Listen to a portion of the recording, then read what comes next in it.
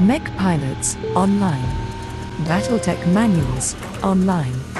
Long-term memory, offline. All systems bungled. Initiating Bungletech podcast.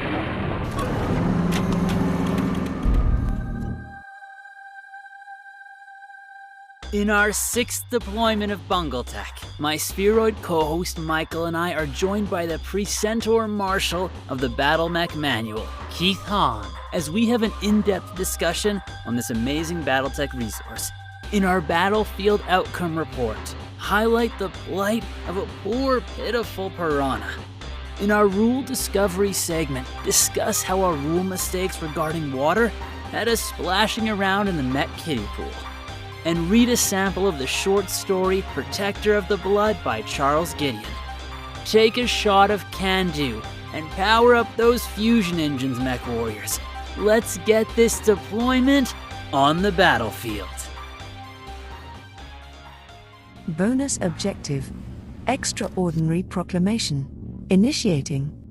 Before we jump into our conversation on the BattleMech Manual, I wanted to give a quick shout out regarding the Gallery 3025 Patreon. Gallery 3025, developed in association with the Renegade HPG podcast, is a community fund to support the creation of BattleTech art.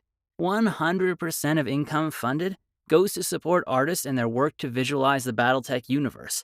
I heard about this recently via the Renegade HPG podcast and thought it was a super radical idea. I've linked the gallery in the description of this podcast. Check it out when you have a chance, and if BattleTech art is your fancy, consider becoming a Patreon. Primary objective, podcast topic segment, initiating. Welcome back, my BattleTech friends, to our 6th episode. Today's a special episode because we're joined with our first guest. But first, let me reintroduce the wondrous, the stupendous, and the extra sensual Michael. Say hello, Michael. Can we redo it without the sensual? I'm not sure about this. Say hello, Michael. Hello, Michael. On top of Michael, we are joined by our savior in rulebook form. Everyone, a round of applause for the magnificent, the stupendous, the sexy Keith Hann. Say hello, Keith. Yeah, well, hello. Welcome. Thank you for joining us today, Keith. I am really stoked. Michael is stoked. You are the ultimate guest. You will showcase our ignorance in full glory. That's what we want. Well, we'll see about that. We are the sinners and you are the pure. Please, Keith, please. Michael and I have sinned. Redeem us. Are you trying to start a cult? What's going on here? Remind me not to drink the Kool-Aid. Kool-Aid is mandatory at this cult, unfortunately. Is Kool-Aid canonical in the BattleTech verse? Ooh, Keith. Huh? Come on. BattleTech's pretty leery about copyright infringement. Obviously. So, I'm betting not. That makes sense. Kool-Aid went extinct in the year 2040, tragically. The Kool-Aid war has begun to have. Okay, so Keith, you are the project development lead of the BattleMech Manual, which I always call the BattleTech Manual. My apologies for slandering it. So, for the world that doesn't know, for those out there listening to our podcast that have no knowledge about a greater world beyond Bungletech and beyond the mishaps that we have communicated, who the heck are you? Tell us about yourself. Well, my name's Keith Hann. I'm living in Alberta here, in Calgary. I have a PhD in military and diplomatic history, so I'm a historian. And on my side job, I like to tinker with gaming. I like old school D&D, like late 70s, early 80s stuff. And I'm a big fan of champion superhero games and absolutely love to death BattleTech. So Keith, a big question, a big philosophical question. Michael and I have asked ourselves this, and it was a struggle to answer. Despite our love, why BattleTech for you?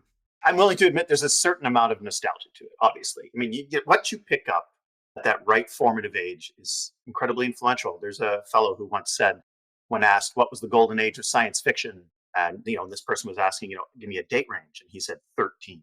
when you're 13, whatever you read, that does it. So similarly for BattleTech, I'm thinking it was the summer of 1991, a summer vacation at my friend's place. We were listening to the Guns N' Roses new cassette single over and over again, and we're playing all sorts of games, Shadowrun, D&D, Rifts, Robotech. And so one day in this great summer of gaming, someone pulls out a box and like, we got to try this. This is fun. Sure. And then I hop in. It's BattleTech 2nd edition, the classic one with the cardboard standees. We pile on in. I think I drove a Marauder. I think I died immediately to a headshot. I'm pretty sure I was hooked for life. Right? It was just great. I loved it.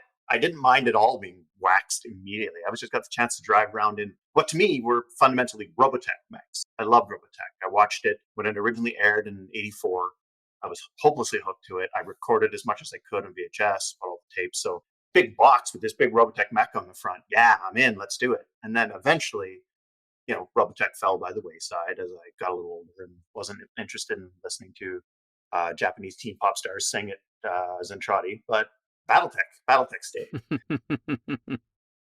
Yeah, I'll always remember that summer.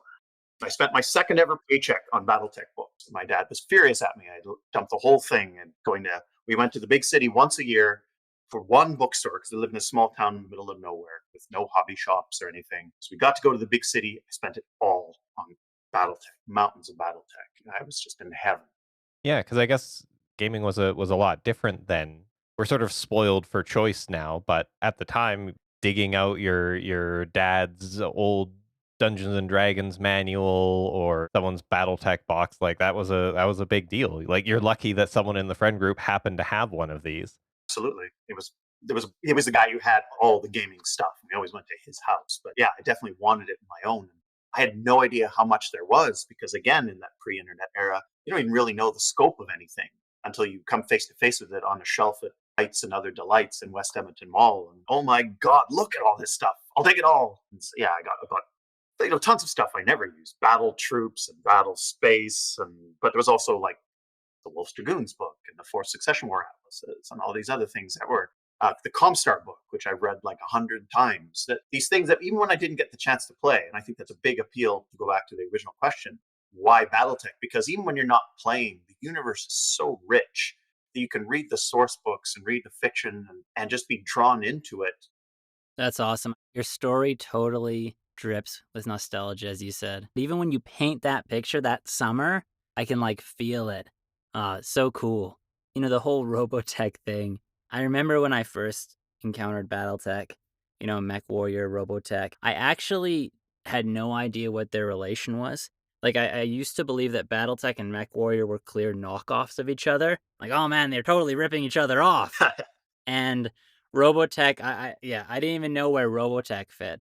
Man, those were the wild days. Internet wasn't as good as it is now.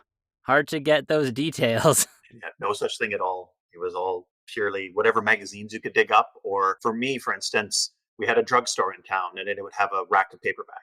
That was it. That was all the books the whole town would have. One day, Volume 1, Way of the Clans, shows up on that paperback shelf next to all the Mac Bolins and Westerns and Harlequin Bodice Rippers and things like that. Like, yes, oh my God. But then I waited and waited and waited, and Volume 2 never showed up. So I read 1 over and over and over again. And otherwise, it took me years to track down all these things. You didn't realize, did they maybe stop making them? I don't know. What happened? And you just don't know in that sort of era as to how anything works or what anything is until you stumble upon it years later. You get the internet at last and go, oh, someone's made a list at last. That's how it started. You developed a love for it. You saw these cool things. You started building a collection. Now, however many decades later, you're leading development on an updated rule book. What happens in between there and now? Well, I took a long time off from BattleTech, as I said, other than just reading fiction. I wasn't playing it much. Playing other games, a lot of Champions. I loved the Champion superhero game. But eventually came back into it around 2007, 2008. When did I drop off? Well, I probably right around when FASA closed. I remember the day I loaded their website and it said, we're going out of business. Oh my God, that's horrible. But then, I just let it go aside like a lot of other people did. Eventually, FanPro takes over the license and starts releasing those new line of rule books. Total Warfare, tech manuals, things like that. And so I just come across that somehow, and I start getting back in. And I'm a compiler. I like to take mountains of stuff and put it all together. I mean, it makes sense as to why I became a historian. That same idea of take a sea of data, meld it into a polished thing. So I noticed when I started playing again that there's all of these mechs, mountains and mountains and mountains of mechs, but the random assignment tables for roll 2d6, so you're getting your 11 results at tops, and they don't even remotely encompass all the possibilities where you've got a stack of technical readouts to the ceiling. So, and with 3025 in particular, there's a lot of contradictory canon, right? They retcon things, they bring in new stuff. So I said, well, I want to do a master random assignment table that has 2d6 is useless. Let's try d100. No, that's not enough. d1000. I had these old Warhammer books, Realms of Chaos books, and they had tables of chaos mutations in them that were d1000. They can do it, I can do it. So reading those, I made a giant random assignment table series that covered 3025 and 3039 and 3050. And the goal is to put every mech ever that was available to the era, and then try to get the availabilities, so there should be more locusts and fewer, atlases or whatever. Try to make sure it fit the canon as we knew it. So I worked on that for 2-3 years. And then finally, the head of volunteer stuff, things like that, contacted me and said, you seem suitably crazy. We could use someone like you for a project we're working on, which is beginning of the master unit list. They were kicking that off then. You're like, well, it's a giant compilation of data. It involves managing units and factions, and it sounds like you'd be perfect for that. So that was my foot in the door. That fan project on the official BattleTech forums where I posted it, which then turned into an invite to the master unit list, and that started reviewing.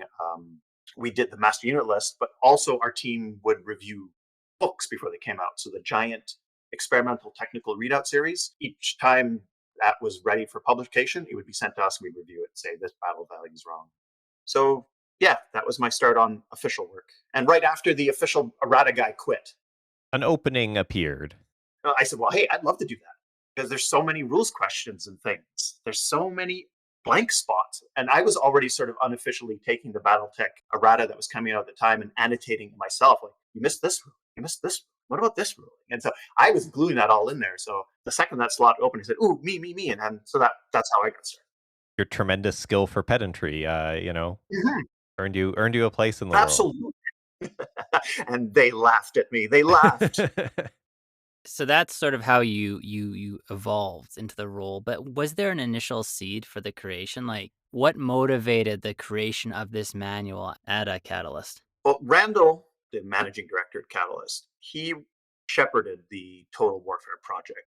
He's very proud of it, but he's also been very aware of its shortcomings. Like any book you put out, you start to get a feel for how, fan feedback comes in, you use it yourself, just time marches on, and you're like, okay, these are its strengths, these are its weaknesses. Total Warfare was designed to be thorough. It was part of a then standard game design trend, which was, okay, instead of releasing 40 million small source books and making people buy all these things, which is way more expensive than bigger books, and then you've got all these books everywhere, let's put it all together in a nice big book.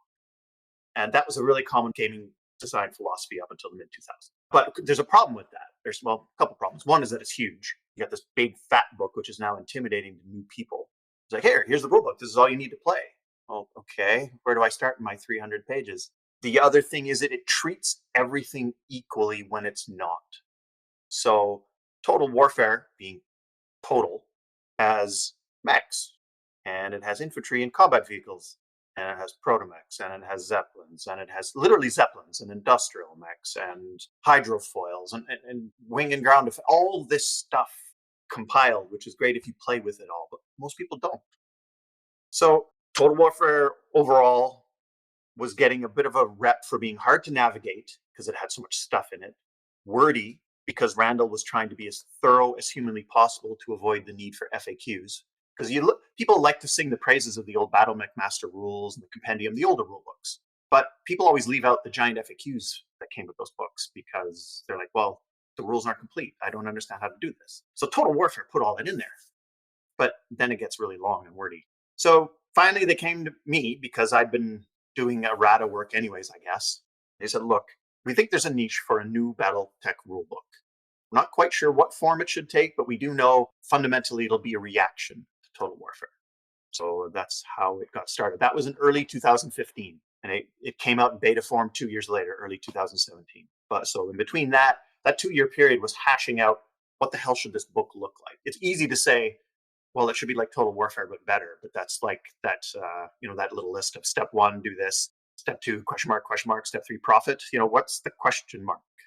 Yeah, I think that, when you're talking about this, I think anyone who grew up in the 80s or the 90s or when these books were initially released and when BattleTech was coming out, I think that expectations of readers has really changed. Like you say, sort of the previous way of having almost the BattleTech Bible, our patience as readers and our expectations regarding how information should be structured and formatted, I think across perhaps everything except maybe creative writing. I mean, I'm sure creative writing has it as well, but definitely from a business perspective, a rule book perspective, even like process documentation perspective, this stuff has completely evolved. So it'd be interesting to see how well this book was received if it was published when it initially came out. I think it would almost feel a little bit flat because back then you almost expected your rule books to take you away in the lore as well and to like be lost in that thing. You want to be lost in this complicated rule book that made just by reading the book itself, just reading the book by itself, you'd be so lost that you'd feel the expansiveness of the universe. That's how I feel about old stuff, like old D&D stuff as well. So it's really interesting to see that this has come up, and I can totally understand the desire for it. So this was obviously like a huge undertaking and project. Is there something that really pops out when you think back on it being the chief challenge that you encounter in the creation process? I'm sure you're going to have challenge across all the phases like ideation, printing, production, writing, proofing, like structuring, like design, like everything's going to have a different set of challenges. But was there one challenge that you come out of this and you're like, whoa, that was really hard to overcome? Defining the scope. Absolutely. Trying to figure out, again, to go back to that, what I said earlier, that idea that it's easy to say we need to make a book better than Total Warfare, but what is that like? That was what we wrestled with over and over again. Our original proposal was we're just going to do the BattleMech Master Rules again, but kind of better. And we started on that. We spent maybe a few months on that. And then the bosses got back and they said, we decided to axe that. And he said, we're going to go in a new direction. I'm in charge of this, but no matter what, I have bosses to answer to. And ultimate things like the scope of the book and that would be in the hands of Ray, Brent, Randall. And they're like, no, we're going to make a mech only book. And I mean, I think I grumbled for like a day or a week, thinking, well, no, that seems kind of limited. But then the more I thought on it, the more I liked it. I'm like, yes, at last, that's it. That's the scope. That's the thing we need that makes it unique.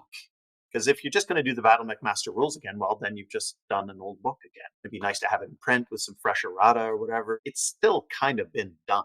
And in a lot of ways, that's Total Warfare as well, right? All that stuff. A mech-only book gives it a real tight and interesting scope and offers something that people haven't had for a very long time. Because otherwise, you only got the box sets, right? The box sets were usually mech-only. But as soon as you moved into any kind of expansion, it was add everything else. So the idea of an advanced rule book, but only mechs, was very, very fresh. It was very helpful. I always knew I wanted to make it tightly focused on gameplay because a lot of the complaints Total Warfare had, I mean, this goes back to what you were saying about fiction. The original idea with Total Warfare, we're going to get those fiction bits in there because they're going to take the players away to that realm, to the BattleTech realm, and you're going to get immersed in the universe. That's great, but if you're playing the game at the table and you're like, okay, I need this rule. Oh, there's pages of fiction. Where is this rule? There's the idea of a reference book versus immersion to the universe book versus a gameplay book. And they all have different needs. And Total Warfare in some ways is trying to do all of it and not fully succeeding at any one of them. So we said, we're just going to focus on gameplay. That's it. This is a book for use at the table. You're not going to reference this as a PDF. Well, I mean, you might, but that's not the intended purpose. It's supposed to be sitting down at the tabletop. You're looking to flip through something real quick. You want that rule now.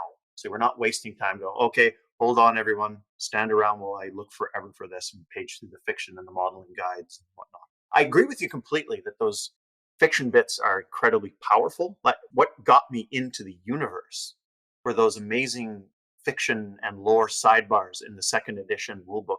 They're segregated from the rules. They're in pure sidebars, so they don't get in the way. And they're just these little blurbs on the mercenary trade, each of the houses, little bits here, and they're great. But we decided, no, we're going to aggressively pursue gameplay only. But it took a long time to figure out what was going to go in, what was going to go out. We put in artillery. People classically, the construction rules used to be in the books. Do we do that? We argued about that for a long time. So hammering out the scope was the biggest challenge. Yeah, and it's really neat. We're in a world now where there's a big push for games to be simplified, to be easier to get into. You see that in a lot of really long-standing games are pushing in that direction. And BattleMech Manual, I think, succeeds in making the game a lot more accessible without actually simplifying it. You've still got all of the crunchy complexity of BattleTech in there, just the scope has been narrowed down. And that's really interesting. Like, I can't think of many other games that have sort of taken that approach for, like, just give them a narrow piece to get started on, and then they can add in more rules as they get further in playing the game. Yeah, because there's no shortage of extra rules to glom on there if you want. But yes, the idea was absolutely no new edition. We're not doing a new edition. This has to fit entirely in with the framework of Total Warfare. Wound up calling it a side grade rather than and it kind of fills its own little niche. You may have Total Warfare and this. It wasn't intended to replace anything. That's actually something I was wondering about because I cut my teeth in Dungeons and Dragons, and I've dabbled in Warhammer and stuff, and so to me, new editions of things is just how new tabletop games come out. Periodically everyone decides that the rules have gotten too kludgy. We're doing something different now, but BattleTech is basically still compatible for like almost 4 decades.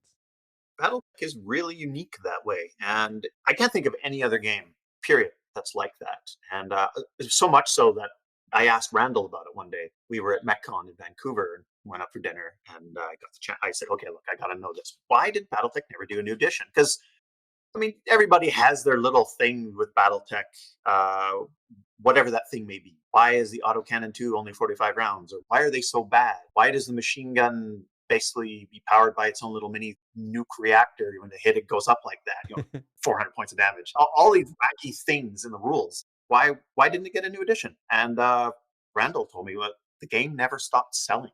One of the big things, there's two major reasons to do a new edition of a game. One is to bring together this huge world of cruft, there's all these rules that have grown up around it, and collapse it back down, siloing off the bad ones, bringing in the ones that have been proven popular, polishing it up, putting it all together. BattleTech has always managed that with its own series of rule books without needing a new edition of them. It just slowly but surely added more rules in the core books. The other thing was then to drive sales. But Randall said outright, BattleTech never stopped selling. It was popular up facet close, not because BattleTech was not popular. He said those old field manuals that came coming out in the 90s, I believe he said they were the second most popular source book series ever for BattleTech. They sold mountains. BattleTech was doing great, just facet closed for other reasons. There was never that financial impetus of, oh man, the game is dying, we better reboot it somehow. So that is, I think, how you wind up with this unique situation of we're just going to stick to the same thing over and over. We're ignoring trends in game design because it works. People like it. And I think these Kickstarters have shown that. And maybe after dropping out of BattleTech when you were younger, and if you'd come back and found that, 3 editions had passed since you last played, maybe you wouldn't have started compiling that big mech list, because that would have been old, it would have been out of date, it wouldn't have been relevant anymore. I could see that, absolutely. I mean, I have that effect now with Warhammer 40K, where I blink and 3 editions have come out. And, well, I really want to bother getting these new expensive books. They're just going to change again in 2 years. If they'd invalidated my giant shelf of BattleTech books, I could definitely see myself moving away from them. I could think of something like Traveller, one of the first science fiction role-playing games, where they kept changing up the universe, moving things around, so the lore would shift. Mm-hmm. BattleTech has been nice and stable that way. I think one thing I really appreciate about BattleTech in this regard is that we've talked about it before, but I love the crunchy feeling of BattleTech. I love how it feels technical and how it feels old. And to me, I might not have loved that when every other game felt this way that was out there, but now that it is its thing, it stayed true to itself, and other games have modernized more. And Battletech has modernized by improving its miniatures, by improving its readability, by, building its community. It's still grown, but it's stayed true to that crunchy old school nature that I think just fits so well to the feeling of simulation, like mech combat simulation. It's something just very unique that draws me into it. Absolutely. Jordan Wiseman would say that he always thought of BattleTech as a beer and pretzels game. That old saying to term a game that is very quick and simple and easy playing, dumb, not complex at all.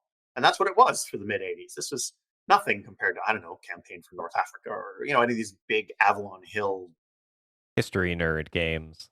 yeah, where the mountains of chits and things, or some of the very complex role-playing games that were starting to appear in the mid-80s, where everyone was doing the reaction against Dungeons and Dragons, which was dismissed as a kiddie game because it was too simple. We need super critical hits and fine detailed critical hit tables and armor by location and like an incredible complex layering over the base rules. So everything was complex in that era. BattleTech is relatively simple compared to a lot of stuff in that period. And as time has gone by, as you said, it's gotten to seem more and more complex, in part because it's true. We've added more stuff. Tactical Operations comes out, and now here's a million more rules and pieces of gear. But fundamentally, I think BattleTech is pretty simple. It's complex due to depth, but the mechanics is roll 2d6 and add a few pluses and minuses. You can learn the game in 5 minutes. You won't master it in 5 minutes, but like, oh, okay, 1 point means I move forward a hex. Another point means I turn. Now I roll 2d6 to see if I hit you. It's really easy to communicate. So I can see why he can think of it as a beer and pretzels game. I am glad for sure that they haven't simplified it. There's things I think could be improved in BattleTech.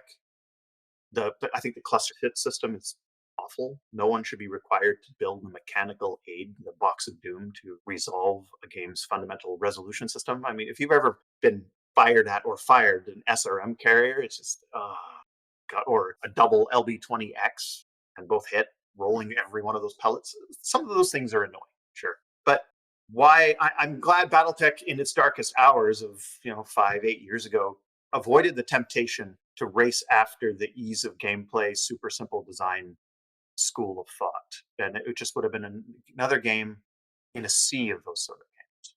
I love making everyone sit around and watch me roll like 15 pairs of dice. And then drawing out my little table and like tallying off how many hits to how many locations. Nothing quite compared to just grinding the game to a halt for 5 minutes while I roll one weapon attack. I ran BattleTech for a long time as a role-playing game. Right? We used the hero system. You guys made champions for the rules, the role-playing game rules, but you used BattleTech to resolve the fights. And I ambushed them with SRM carriers hidden in parking garages in the city. And you want to talk about rules that you kind of knew but didn't understand, that was when I fully understand how the cluster hit rules work. I always knew you rolled to see how many missiles hit and all that. Like, okay, we're going to do this. Like, wait, I have to roll for every missile? Or, every launcher hit, and I'm rolling for all the clusters and then assigning. This is stupid. Okay, I said to the players, all the SRM carriers blow up. I'm bringing in reinforcements over here that are normal tanks. Screw this. Until very recently, I thought SRM clusters hitting clusters of 5 like LRMs. Ooh. I'm like, ooh, these things are mean. They're still mean, but that made it a lot less arduous. But I am like Michael in that I like to make people suffer in a fun way. There's like that level of suffering that's okay. Like a friendly noogie. Even for a second, hey, buddy. But, just for a second, 2 seconds, it becomes bullying. Pull out. Once the smile starts dissipating a little bit. Maybe that's why it's hard to get players for our group, Michael. I'm sure it has nothing to do with your personality. I am a gem. It's neat that you talk about role playing. Some people will just play two lances on opposite sides of the board. You fight it out. Lots of people do like a group versus an op 4. Some people do full-on role-playing. You have like long-standing campaigns in all sorts of levels of crunch for exactly how much simulation you want in your campaign. And I think that's also really cool. I don't think of a lot of other tabletop war games or role-playing games that cross over quite that well. It's maybe got a little bit of like the old chainmail spirit of like role-playing and wargaming are two sides of the same coin. I think that's an excellent comparison, actually. I never really thought of it that way. Randall recently, on one of the many AMAs he put up during the Kickstarter, articulated something that I think a lot of people had noticed, but he put it nicely when he was saying BattleTech is unusual. And I think one of the reasons for its success is that it's the war game that's not quite a war game, that's not quite a role playing game, that's not quite a fiction line. It's not quite any of these things, but it does them all. Mm-hmm. You can buy books that are 95% fluff and they have just a few bit of rules in the back, the historicals and that. It's a fiction line tied to a game. The game is sort of minis based, but it doesn't have to be if you don't really feel like it. Like, it straddles so many lines. It gives you the option really to lean over one line or the other and do what you want. And you can still do it with official support. I mean, technically, all games let you do that. You're just limited by your imagination, blah, blah. But BattleTech actually puts its money where its mouth is in that it's got books or support for that. So if I want to play it as a role-playing game, I can do that. If I want to lean more into that than the board game, I can easily do that. If I just want to do board game, sure. If I'm a faction slash or history nut, I can do that. But if I just want to blow up robots every time in a featureless void of no context, sure, bring your Republic and your clan mechs together and I'll fight you with my Merrick infantry and my Homeland clans fighter planes. It doesn't matter. You can just do that if you want. BattleTech is incredibly flexible that way. And I really like the chainmail comparison. Chainmail, though, is doing it from the sense of, well, we don't know what we're doing. We're making it up as we go along. Yeah, and you sort of see that same like grab bag. You can play this lots of different ways. Even in the BattleMech Manual, it's not like this is the canonical base game. There's a ton of optional rules. There are like common modifications that players have made, and they're not technically official rules, but I guess they're official now because that's how everyone plays it. So, even with that one book, there's lots of picking and choosing which rules we want. And our games, Nathan always pulls out TAC Ops, and we play with like 80% of TAC Ops in there. So I have to show up at your table sometime to see what that's like. Because part of the design process of BattleMech Manual was picking through and thinking, we're discussing, okay, well, which ones do people actually use? Or maybe some people use some of these, but they're just way too long and complicated. We don't want 3 pages devoted to an optional rule. So we had to wade through TAC Ops and decide for ourselves, what do we think makes the cut in terms of good options? But actually, I should say, on top of that, I'm given the credit generally as the person who did the BattleMech Manual, and I was the lead designer, but I would be completely remiss without calling out a whole bunch of other people that worked on it. And no one does any project in BattleTech alone.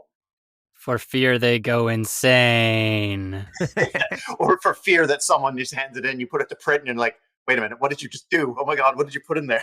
Because you think about it, I've just I've said now warships are mandatory and all mechs are gone or whatever. You can do whatever without oversight. You got to be careful. So they're doing their due diligence, at the very least, by reading it. But Randall read through the entire draft twice over, making very detailed comments. And I worked with several other people, in particular Chris Hart, as a fellow who deserves a lot of credit. He did the initial framework for the weapons and equipment chapter. And about half of those quotes that people like in there are by him. I did the other half, so we split duty on that. So he made up a lot of fun quotes. And he also did, I think, about 75-80% of the quirk assignments on all of the quirk stuff. So he put in a ton of work there. He doesn't get enough credit for it. By the time I realized that we wanted to do it as very much a gameplay manual, how do we make it the most usable BattleTech book ever? How do we make it so that people can understand it? I thought, well, who's got more experience playing than the demo agents? So I reached out to the head of the demo team. Who else runs more BattleTech games? The head of the demo team, Mary, I don't know how to say her last name, Kempen? She had tons of amazing feedback of, okay, here's what we do. Here's where people get lost. Here's where we get lost. You should fix this. You should clarify this. She made lots of great notes in the draft. So it's very much a team project. I got to make a lot of the final decisions. The text is mine, but I think it would have been crap without their input. You've been sort of touching on it in terms of criteria to use to determine what would be included. For example, focusing on mechs was one decision point. Another decision point was playability and usability. Did you essentially have a whiteboard anywhere where you had these standards need to be met for this to be included, and these are the standards that if they're met will be excluded? Or was there anything like that in your head? I had some handed down to me from Ray, who's the person who kicked off the project. He gave me a phone call one day and go, "Hey, you should do this." So the broad outlines were can't be a new edition.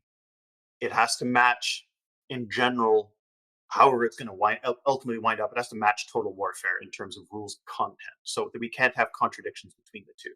It has to use that as its base rule set. Beyond that, though, I was just given the mandate, make it better, and we'll see where we go with it. So that's why there was so much flailing around. And I had to think, well, what does better mean? And fundamentally, I thought better organization, because people complained all the time that they couldn't find things in Total Warfare. And then whether that was just in terms of placement in a chapter, how headers were used, how good the index was, even outright chapter organization. For instance, Total Warfare has this absolutely enormous combat chapter where they put damage, critical hits, the weapons, it's all just piled in there, and all a bunch of aerospace stuff. Like, how can I split this up? Let's put damage in its own chapter. Damage could happen in the movement phase. Why put it in the combat section? And it's also kind of complicated. It deserves its own thing. Movement traditionally had the piloting skill rolls, but, well, you could get those during combat or even during heat. Right? You have to make a piloting skill. So let's move those too. So thinking about how do I make it more readable, a lot of it was organizational. The examples in Total Warfare are just giant chunks of italicized text in the middle of the rules text. They just get in the way. So Ray came up with this idea of, okay, why don't we put a nice little box for it and shunt it off to the side? And then it never is confused for rules text and never gets in the way. Your eye glides right off it. Lots of stuff like that to just try and make it so that you could get through it quick. You could find things quick. And the last thing was that Total Warfare is really written in a sort of Uncle Randall is chatting with you kind of style. You know, he's very conversational. What's Randall's voice sound like? I'm just curious. Like, oh, I'm Uncle Randall. Hey there, son. You know, he's got you should watch some of the AMAs. He's got a nice deep voice, and he's pleasant to listen to, but you can hear his voice. You can hear a lot of authors' voice in their writing, unless it's written very technically, which I, to some degree, tried to do. I took a lot of inspiration from Magic the Gathering for writing the rules text. One of the core things of Magic is that Magic doesn't write a whole bunch of additional if-thens or that includes. When Magic says this is allowed, that's it. That's allowed. It does. So if you ask, well, what about this? It doesn't say that, does it? So you can't do it. Or does that include this? Well, it does say everything, so that means everything. It's very clean, and it has to be because Magic has so little room on a card. So they've perfected super precise rules text. And I remember reading a lot of Magic design documents and web pages, the old Duelist magazine, where the developers would talk about the philosophy of writing rules. And that stuck with me for this. So I tried to pop a lot of text out of Total Warfare. I managed to cut, I calculated about 15% of the text while keeping the rules the same, just by cutting a lot of that stuff.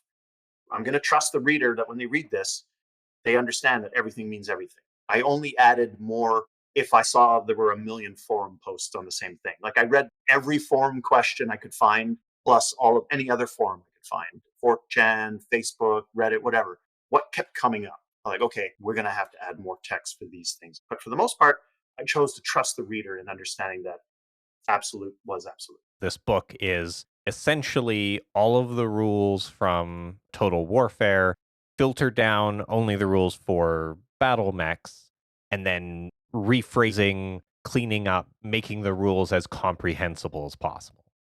Yes. Although there was one other guideline we were given, actually, that kind of stuck with me. I kind of tried to forget about it, and we sort of broke it at the end. But originally, we had to stick to what was classified as, in terms of gear, tournament legal in the year 3145. That pre-selects a lot of the gear we were allowed to put in. You couldn't just put everything from TAC Ops. That's one of the reasons why not all the gear in the game is there. Another reason is we quickly realized you're getting things like remote sensors take up an entire page, or the mining drill. The Violator is like the only mech that has a mining drill. Like, there's so many things that are niche, even for niche things, and we didn't want to do that. So we had to stick to that.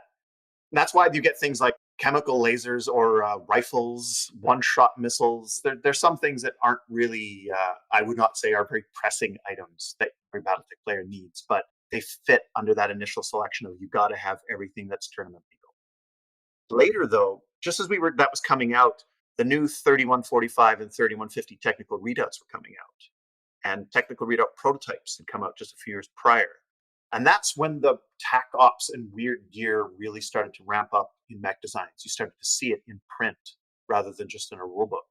And some fans on the forums were saying, okay, look, it's nice that you've got this new BattleMech Manual out in beta for me to look through, but you realize it doesn't work with these 3 technical readouts, right? There's tons of mechs in there that are filled with gear that's not tournament legal, but you're still using it. I hate the tournament legal advanced experimental thing. It just adds so much confusion, so many weird divisors like that. I went back to the other developers and I said, look, we need to fix this. We got to fit more stuff in there. We can't be selling people books that they can't use this rulebook with. Mm-hmm.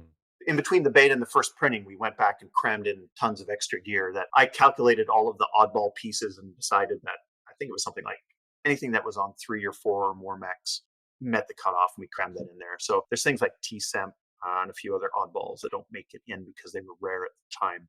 A future edition might have yet more, but hard to say. A thing that I didn't realize was sort of a little bit, I say the word political, but I use this word very lightly, for lack of a better word, was the classifications of introductory, experimental, advanced rule sets on the different mech record sheets. And I imagine like that tournament legal constraint must have been extremely challenging because from my understanding, nothing's really 100% ironed down. Lots of times it's by, like you say, year, but in year you have experimental, but you'll have stuff on an experimental mech that doesn't necessarily give it an edge, doesn't make it necessarily better. It's just different because different is excluded. Yeah. And those sort of little complications, that must have been very, very tough. It was originally supposed to be helpful. It was supposed to be a nice little way of classifying, like in the old BattleTech Master Rules days, level 1, level 2, level 3 stuff. This would give you a guideline, this quick guideline for events, scenario planning, mech choices. It gave you an idea of the sort of level of gear. It had its difficulties, but it kind of worked. But when they moved to a new design for that sort of thing, when Total Warfare came out, I mean, even one tournament legal, it's not very helpful. Tournament scene in BattleTech is not very big. So placing your fundamental design as to what fits and does not fit based on what you could use in tournaments is just a very odd choice. It's like saying Nebraska legal or Winnipeg legal or something. You're just picking an arbitrary thing and then that's it. We're going with this. And then, advanced and experimental, which almost have really no meaningful classification. It's like we keep straying back and forth between fluff. This is experimental because in universe it's experimental. And gameplay. Well, this is tournament legal because that's a thing we do on real Earth outside the game. We've gotten lost in that. And yes, it made for some very frustrating design discussions and decisions. There was definitely gear I'd like to have added. There's definitely gear I would have liked to have pulled. But those sort of things to some degree bound what had to be in there. And I really hope in a future edition, whenever that appears, that we have a better decision making behind that. And and it gets worse in like starting in 3090 for the prototype book and the technical readouts that come after. They start putting charts in the back that change what is advanced and experimental based again on in-universe changes. People are using Angel ECM a lot more now, so now it's merely advanced instead of experimental. And then we change it again 50 years later, and I'm just throwing up my hands and screaming, trying to juggle all this. Talk to the MegaMech guys about how much they love that. Yeah, it's funny, and I think that, when I bought the BattleMech Manual, I was actually surprised. I was surprised to find out it didn't have rules for battle armor, and that's probably because I thought it was actually called the BattleTech Manual and just didn't understand. Which is a book that came out in 1987, so that's why we didn't use it.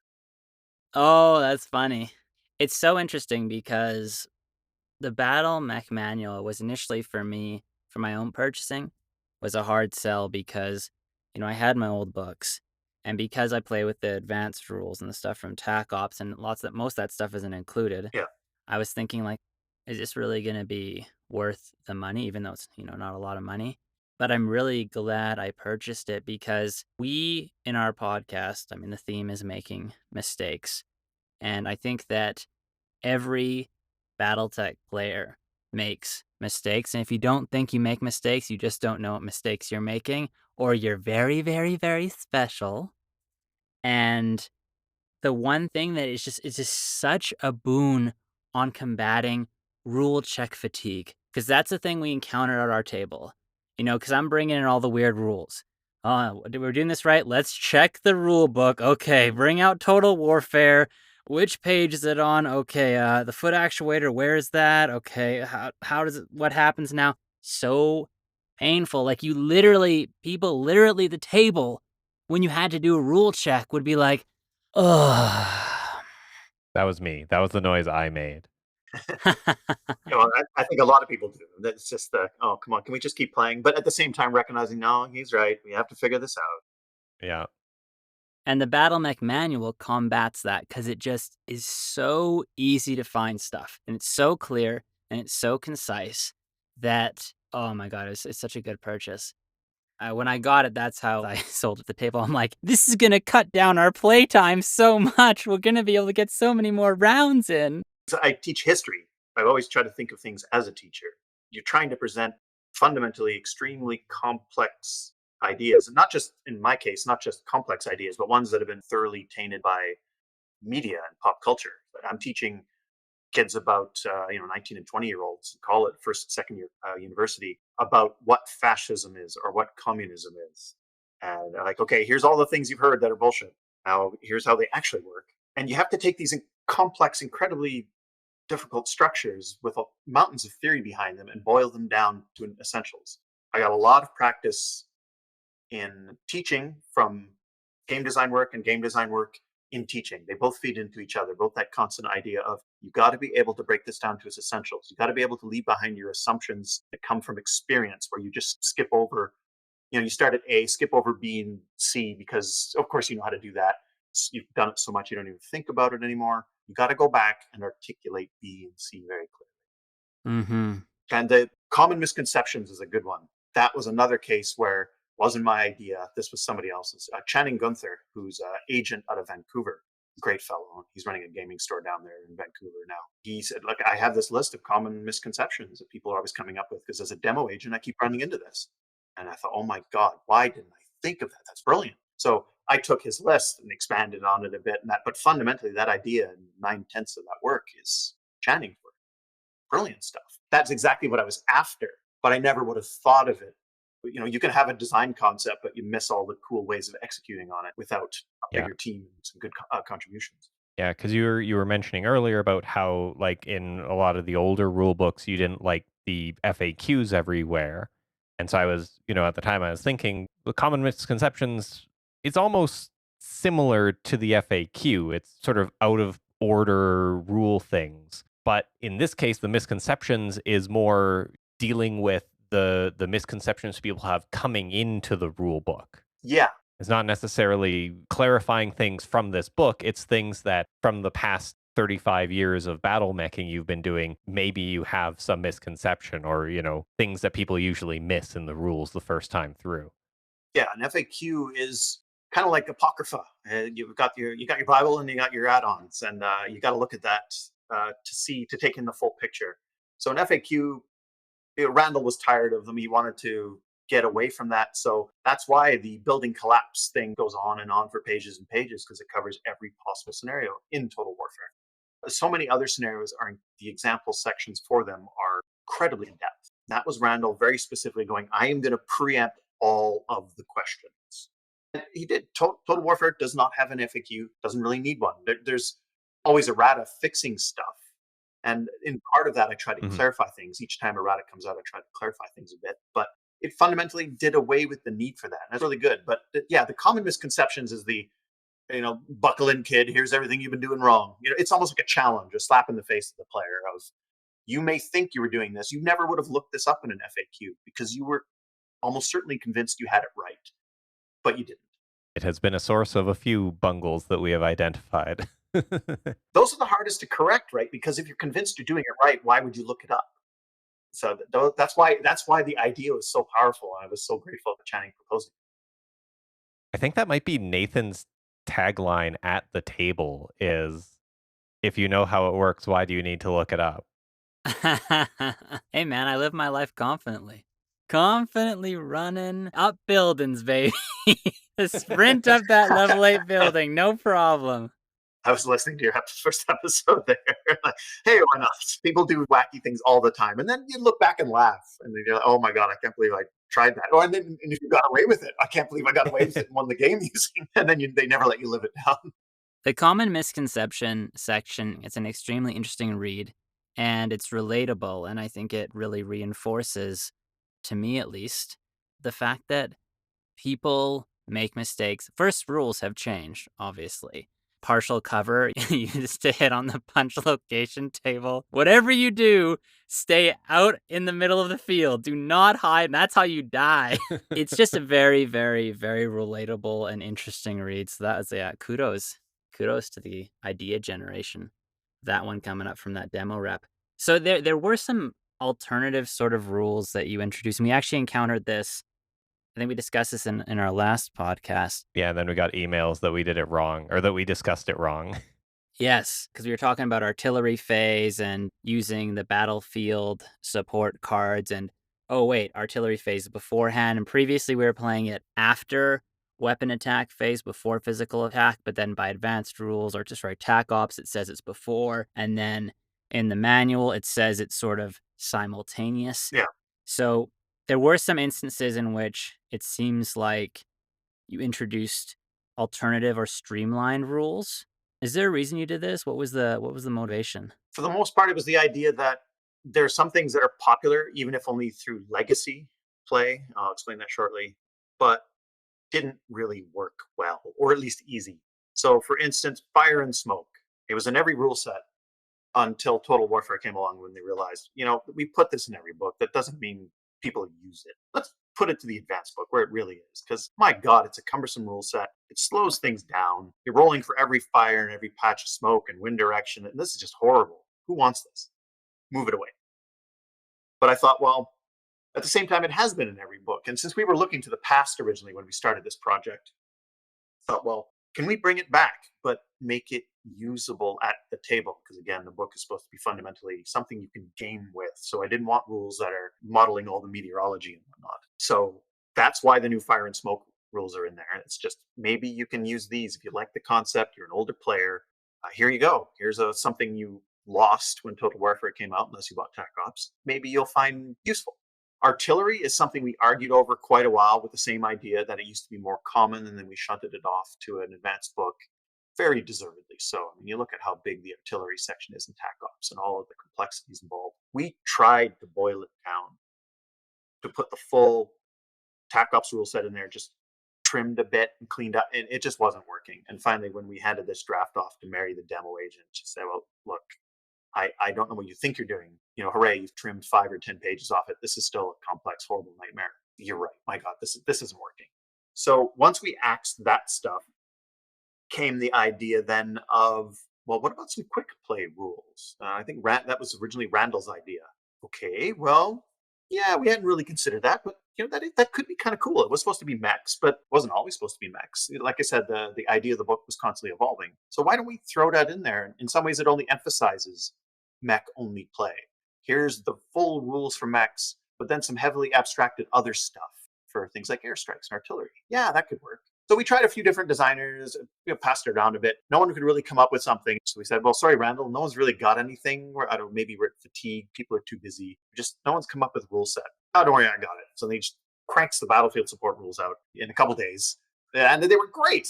All we needed to do was punch some things into Excel to make sure the point costs were balanced a bit.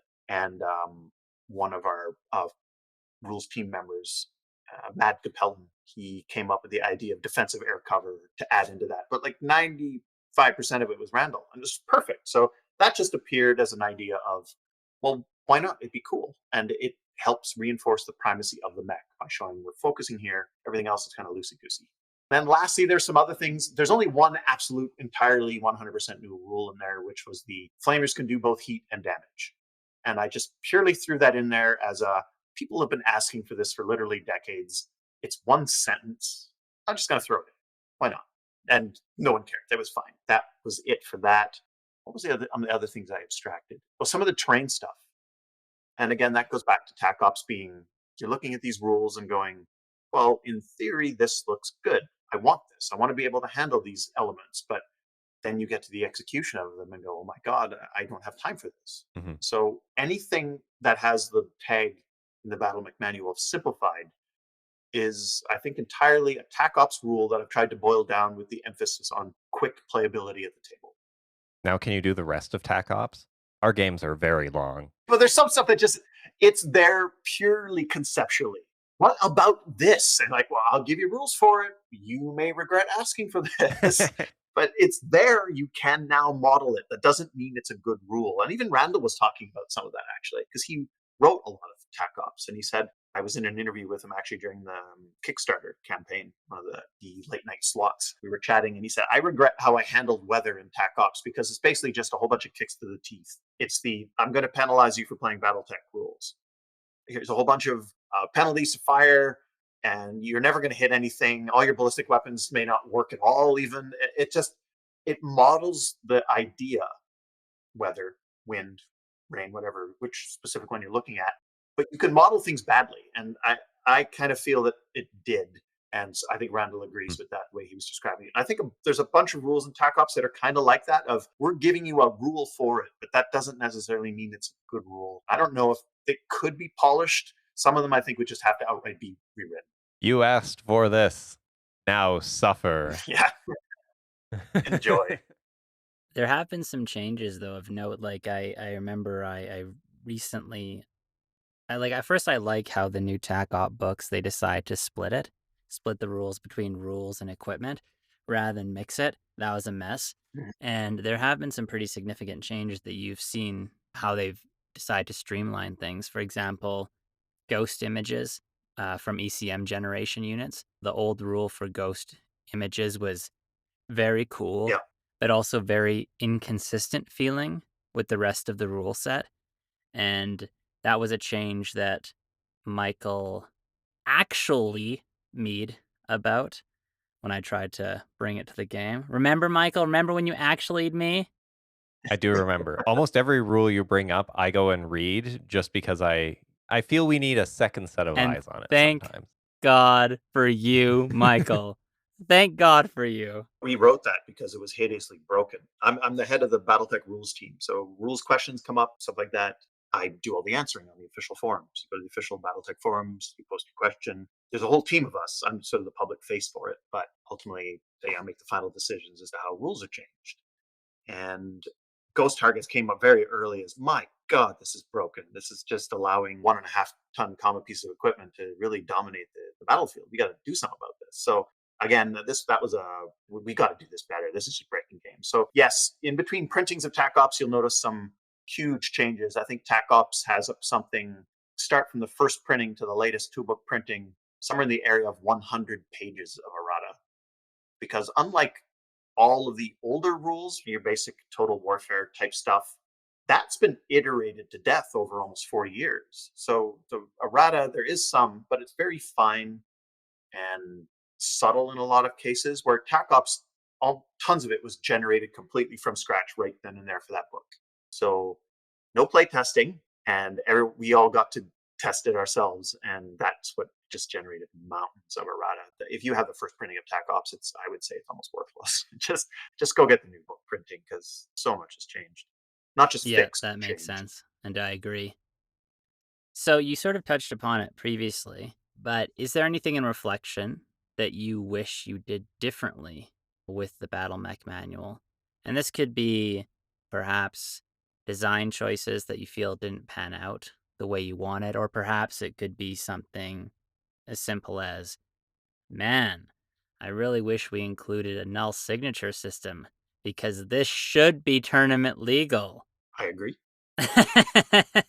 Yes, one of them is that, the gear selection. The way we were limited by the must be tourney legal, There are some things they just don't need to be. If your Randall's pithy statement for it was 95% of what 95% of players need. So I'm okay with not being complete. You can't have a one-stop shop book that has everything. BattleTech has grown beyond that now. It's impossible.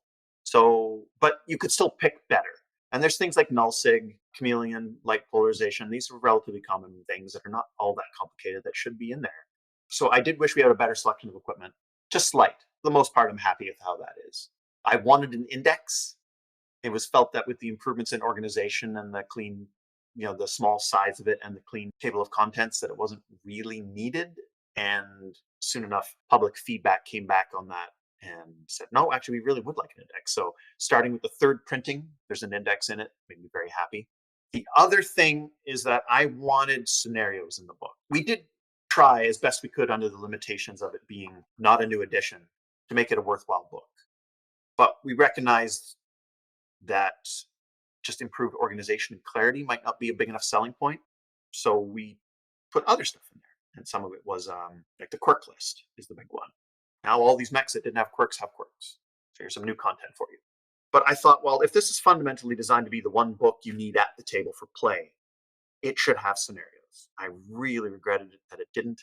I've always felt this has been far and away easily BattleTech's greatest weakness is that we've always been very weak on the scenario front. And I wanted to fix that. That would be a great way to make this book a great buy. Instead of just the handful of kind of weak and very buried scenarios in Total Warfare, we would really punch that up to more like 40K levels. Now, here's a lot of ways to generate games. I was overridden. I felt it wasn't really needed. So that's still my great dream. I really, really want to put a book out like that. One day I've got a write-up for it. So if it doesn't appear in some version of this in the future, I still hope it appears somewhere eventually. I was going to say that I would love to see more scenarios and stuff. I do agree that's something that I've missed, and listeners probably can see that because we're always trying to cobble together our own house ruled scenarios to keep things interesting. So that'd be very cool to see one day. BattleTech's strength is its lore, but it's also its weakness in that we have so much of it, we tend to lean on it even when perhaps we shouldn't. So our scenarios tend to be historically based. You're this unit belonging to this faction on this planet fighting over this objective in this war. It's all very limiting. It can work, but we need to focus, I think, more on, like, you bought the BattleTech second edition box set, you just got it, it was a game. It had fluff in it, but fundamentally you're just blowing each other up. You didn't need all of that other stuff. That all came later. It has to work as a game. If it doesn't work as a game, you're not going to be hooked on the lore. And I think we moved more and more way to lore first and game second. And I'd like to have more of just, what if I don't care about factions and stuff? I do. I love factions, but a lot of people just want to blow things up with all these new mechs they've got out of these Kickstarters. So I'd like to see more generic scenarios, not tied to faction, not tied to history, not tied to units, not tied to place. One thing that has surprised me, actually, is the amount of people that have outreached to us wanting our game modes. For that reason, I didn't think they would be considered unique. So when we were initially looking at generating these different game modes, we were like looking and referencing campaign operations. But the feeling I felt with campaign operations, even though it was good, it was more same, like very, very similar. But it makes sense with what you just said about how BattleTech is really, in many ways, constrained itself in the lore to a level of accuracy that at times can be challenging. As someone who GMs and comes at BattleTech from a narrative perspective, and not necessarily a history buff perspective, I can wave these things off because I can always brainstorm, this pirate somehow stole clan mechs. There was an outpost and the clanner went inside to take a piss and the pirate was like, woohoo, and stole the mech. I don't know. You can justify it easily, but that tends to be something that doesn't really happen in the lore because, we're trying to be pretty strict in those scenarios, like you say, which is cool. The more involved I get in the BattleTech community, I was really surprised by how big the veteran population of BattleTech players is. And that, I think, is a compliment to the series, that the combat in it and the scenarios and the factions, that is just well received by this community is really, really interesting. And I think that might be one of the reasons as well why perhaps it it leans on more historical accuracy, because I know much of the BattleTech scenario packs and much of the lore parallels stuff that happened in previous wars in World War II, for example. They just use this as sort of a metaphor or a parallel of those battles, and then build it out with future space mechs. Yeah, that was Jordan Wiseman's big thing, was just let's take history and paint over it. The clans are in many ways the Mongol invasion, complete with the death of the leader, have to go back to our main city to vote for a new one. The succession wars, the fall of Alexander the Great's empire. Yeah, he was big on that kind of thing. Some of it's very useful, and other times it's a bit too on the nose, perhaps. But I can see why people then would be reaching out to you for your material, because I think that it just goes to show how much of a hunger there is for that sort of thing. So many people are looking for ways to make their own games and not just fight each other across an open field once again. I mean, they're fine with the fight part, but we just add a bit of variety. So when people do something, yes, give me more of that. Yeah, maybe one day BattleMech Manual 2. But the BattleMech Manual 1 as it exists now, it's a really great book. We really like having it at the table. I think that you and the team did a fantastic job, really balancing a lot of different things, maintaining compatibility with 40 years of BattleTeching, and really keeping the spirit of BattleTech in that book while making it super useful. Even for us, even with Nathan, the encyclopedia of BattleTech rules, it's so worth it for us. So great work on that. Thank you. Yeah, if I was a teacher, I'd give it an A+. I had to write it from the sense of I didn't really know the rules all that well. I mean, you talked about the theme of your podcast. I didn't know the rules that well. I had my own made up artificial version of BattleTech in my head that everybody has when they read a rulebook once and then play for years on end without reconsulting the rulebook. This was the first time I sat down as an adult, slowly and methodically reading the rules to BattleTech. And oh man, I just like, wait, that's how that works? What? What the hell? We've been doing this completely wrong. This isn't even remotely the same game. And so it was very helpful. I could come at it with fresh eyes, because despite being in the game for over 20 years, 25 years, I had never really tried to read the rules. You just kind of figure you know how it works. Mm-hmm. So that really helped me a lot, because then I could say, well, I don't get how this works. Randall, how is this supposed to work? Randall, how is this supposed to work? And I go, oh, right. That's never come up. Or I never really thought of it that way, because Randall is so immersed in it. He worked on every rule book pretty much. In addition to all that playing, he can't look at it with fresh eyes anymore. It's very helpful to not know what you're doing sometimes. It's the best possible way to come at it. Maybe deep down, we're all bunglers. Exactly. Bungling is valuable. Embrace it. With that being said, is there any inherent shortcoming or bungle that you feel is inherent to the structure and design of the book? Something that you feel like we can't address just with this book? Critical hit transfer and cluster hits. Like I already talked about cluster hits, no need to go into that again. But there's some things that are just fundamental to the design of BattleTech as it currently is that would need a new addition to fix. So I spent oceans of extra text trying to clarify that. Most of the BattleMech manual is shorter. It's the exact same rules as Total Warfare, but clearer, while at the same time being shorter. Some of that clarity comes from the very fact that it is shorter. But if I had to, I added more text, more sections, maybe a new example. And critical hit transfer is, everybody is constantly messing that up because it's fundamentally complicated. And you look at that flow chart, that was one of the many ways in which we were trying to struggle with the idea, the damage flow chart that's in the damage chapter of the BattleMech Manual, trying to find a way to make this understandable. So as much as I tried to rewrite it and break it up with new section headers and add more text, it still needed more. And we still kept revising it in multiple printings down the road. It's like, okay, no, this needs more clarification for the second printing, more for the third. I just can't get it right because it's not a simple concept. I'm kind of stuck with that, but I would really like critical hit transfer to be simple as some later edition, because my God, it is not now. Every time I look at that flow chart, I just cringe. And even knowing that that's an improvement, that's better. And I'm like, man, if that's better, I'd hate to see worse. Michael, what about you? Do you have any perception? I just wish autocannons were better. Like autocannons, I wish they were better. Yeah. You and me both, man. Specialty ammo, man. What more do you want? It doesn't like what specialty ammo do I jam in my little blackjack? They have the drawbacks of ammo explosions and ammo depletion. It should be a weapon that ton for ton is better than energy weapons. But then on top of those problems, they're worse than energy weapons. So it's like the extra kick in the teeth. But I just like them. I use them anyways. Yeah. Lasers go zoop, autocannons go bang. That's the choice you have to make. It's that simple. Choose z or bang, and then commit your life to it, Michael. No complaints. You're a banger. You asked for it. You want to know what did I want? You know, I wanted something want- realistic, Michael. I want BattleTech 2nd Edition Rise of the AC2. BattleTech AC2 in edition. One of the flavor quotes in the BattleMech Manual is for the ballistic reinforced armor, and I put it in there. It's a cheeky note to just how underpowered autocannons are, because the flavor quote is, "At last, the autocannon's reign of terror has come to an end. Finally, we have specialty armor that makes the autocannon even weaker."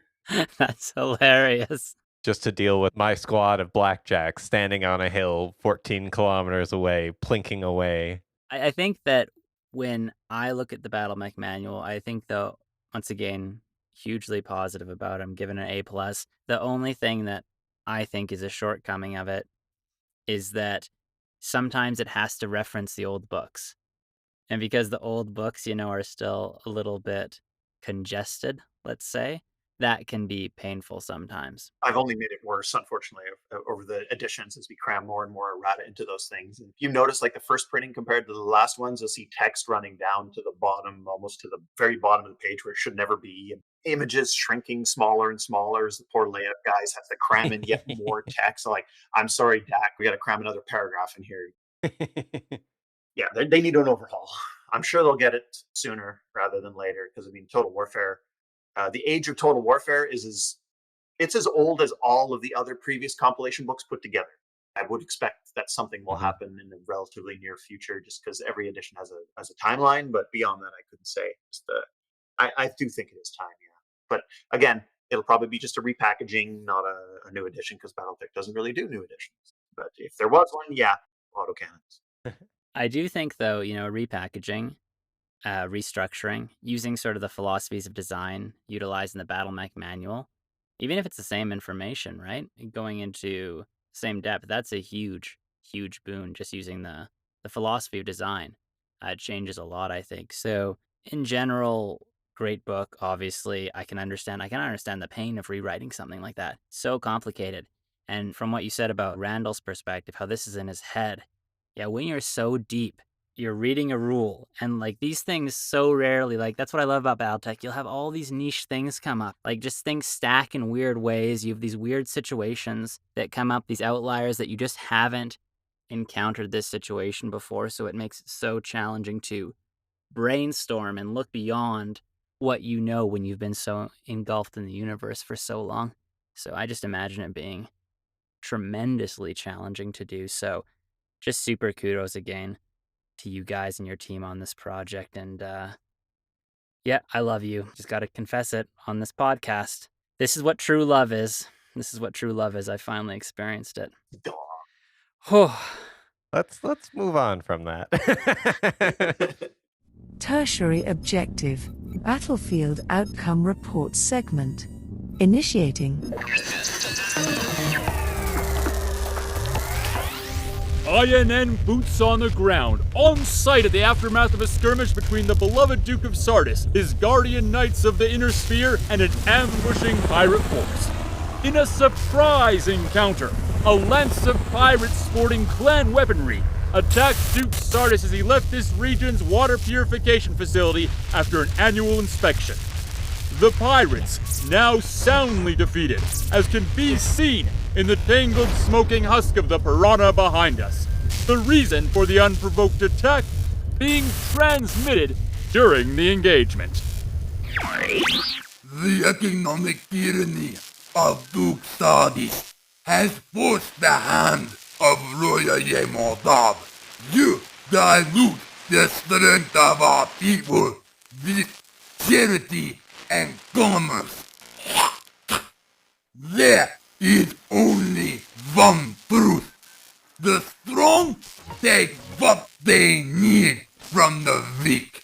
All other thoughts are a cancer. Today, we take your life to show all your weakness. Duke Sardis's recent economic policy changes have been well received by his people. But a surprise attack like this demonstrates the complexity of policy change on a planet previously the target of many pirate nations. Today, fairness and justice prevail, with the Knights of the Inner Sphere acting as its bastion. This has been Nathaniel Smithson, reporting with the Interstellar News Network. Always first on the scene.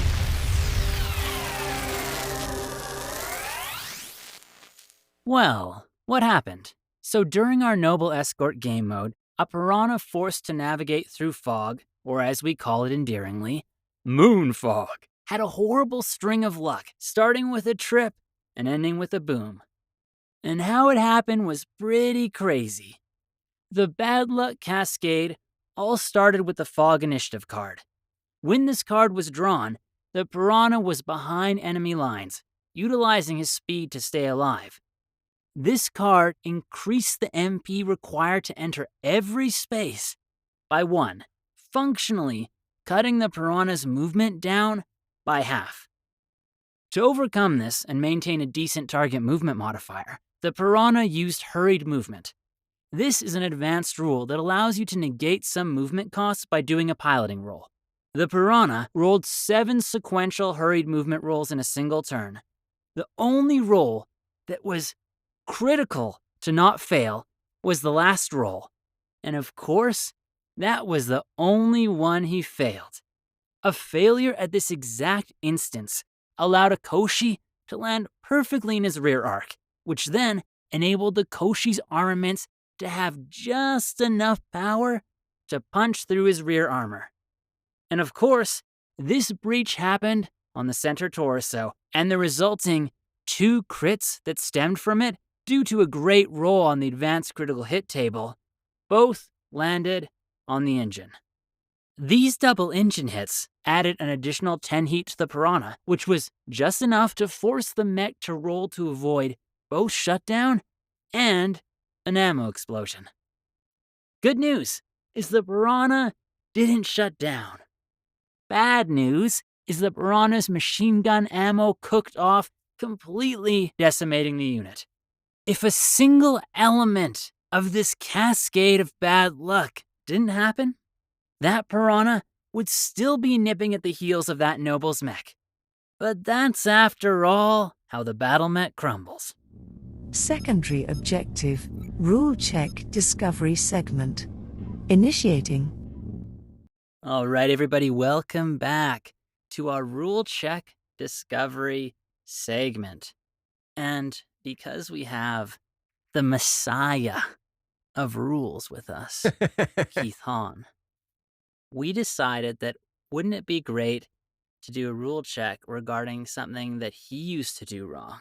Basically everything that has to do with water. Keith, what were you doing wrong? Essentially just treating it as something that had a mild movement point tax. No hull breaches, no piloting skill rolls, just it cost more points. And I felt very impressed. I remember thinking when I noticed that there was a level change thing in there, you had to pay extra to go up and down in the water. Like, oh, okay, now I have all the rules. But yeah, not even close, right? Like, I think I was pretty heavily influenced by the fiction, which has a lot of times mechs springing ambushes from lakes or walking underneath the surface of large bodies of water to get to somewhere undetected. That happens in the fiction. But in BattleTech, you did that. All I can see is the entire battalion dead inside 30 seconds. Paladin checks breach rolls, right? It's just, the whole unit's wiped out. So when I finally sat down to write the manual, and I'm writing this, and I remember the feeling I had. Oh my God, water is death. Why would anyone go into this thing? I had it all wrong. And I'm the GM for our group. So they were all doing it wrong as well, because I'm instructing them on all the proper, improper ways. So they all have it wrong. I wonder how many they would have taught as well. So it's a problem with the bad rules that it spreads, right? I feel like this rule might have almost been like one of the seeds for what eventually became this podcast, because I specifically remember it was maybe my third game of BattleTech ever. It was me and Nathan and someone else. It was a 3-way, 2 mechs each. It was just, we're just learning. We didn't really know what we're doing. Nathan keeps pulling out all these rules. I forget which unit it was, but you like Hatchet Man, baby. Hatchet Man, and you didn't want to be near some big scary mech, so you just jumped into a like depth 7 lake, and it was like an ice map. So like there weren't like, it wasn't a gentle, gentle slope. You just dove into this like extremely deep lake with no way out. And then you like started to move out, and you're like, wait a second, can you use jump jets underwater? And we looked it up, and you cannot use jump jets underwater. So your poor Hatchet Man was just at the bottom of a lake, and he couldn't get out. There's nothing he could do. But as a reminder, I do have a full head ejection system. So I could have ejected and survived. My pilot could have survived. And don't correct me, Keith. My pilot would have survived. That's right, little James Bond sub running around down there. Absolutely. It was Thunderball, wasn't it? Exactly. And then it was a few games later when I looked up. I think I'd actually been looking at the BattleMech Manual, and I saw that, oh yeah, the pilot skill rolls are any time you move into a water space. It's not when you enter water, it's any time you move into a hex that has water. And Nathan was like, that's not right. I'm pretty sure that's right. So you looked it up in, I don't know, I guess Total Warfare, I assume. And you're like, oh yeah, I guess so. And all our mechs have been falling over ever since. Yeah, it's crazy because like literally made the exact same mistakes as you. I interpreted it as you do a pilot skill roll when you enter water, not when you enter a hex containing water. That was my interpretation. And then breaching was something we didn't even know about. So really, water was great. Just get in there, get it up to your waist. You have partial cover. +1, your legs can't get hit. This is the dream. If you have heat sinks in there, oh, you're cool, baby. Yeah, this is nice. Oh, you want cover? Go to level 2. People can't even hit you. This is the best. And then when we found out the real rules, as you say, it was a dark, dark day. I mean, when you bring it up, the way you phrase it is actually really telling, because you can see why they then did that. Because you want to discourage BattleTech, the exciting 31st century game of hiding in lakes all day. There's got to be a penalty. So there's often it's interesting for game design, there's often a clash between what players think is realistic or even what they just simply want to do versus something that makes good gameplay. If you were to make water behave in something that seems more reasonable, you'd probably have people hanging out in it all day, all the time, or at least much more often, and a corresponding reduction in combat and the game taking longer, simply because it's much harder to accomplish attacks and stuff in water. So you want to discourage people, but I don't know if you need to discourage it quite as much as they do, but you can't have it penalty free. What I like about this mistake is that this is another example of it changes everything. It literally is a misinterpretation that makes something from good to bad. It's like black to white. It's just transformed it completely. And water's on a lot of maps, so it's not just like an obscure thing. Totally. And it's not just about going in water. Now all of a sudden water is a weapon for you. You're attacking someone, you've gotten some breaches, you see them around a lake. Oh man, charging opportunities, pushing opportunities, especially when we are messing up our rules regarding falling, and they could then fall and roll into 2 hexes into the lake. Man, if we were still playing with that, oh man, the Bungletech game mode with that, the falling into, oh, that's gonna be so good, Michael. That's gonna be so good. Always stay 4 hexes away from every lake. That's the safe zone. It's got lake monsters. Cthulian tentacles coming out, grabbing the mechs, pulling them down. Yeah, where's my terrain rules for giant squid in the lake? That would be awesome. I would love to have it. That would be a great April Fool's supplement, wouldn't it be? Just a whole bunch of like kaiju and random other monsters like that. I started using the corrected rule of this. I say using, probably more abusing. We were trying out, we're working on a escort type game mode, and the rule was the noble had to keep moving towards the extraction point. So I just had the noble just wade into some waist high water, fail a pilot check, and just fall down. And so he was just stuck in the lake, basically untouchable for like 3 turns before he finally got out and had to start moving towards the objective again. So the right rule has opened up some new tactical opportunities.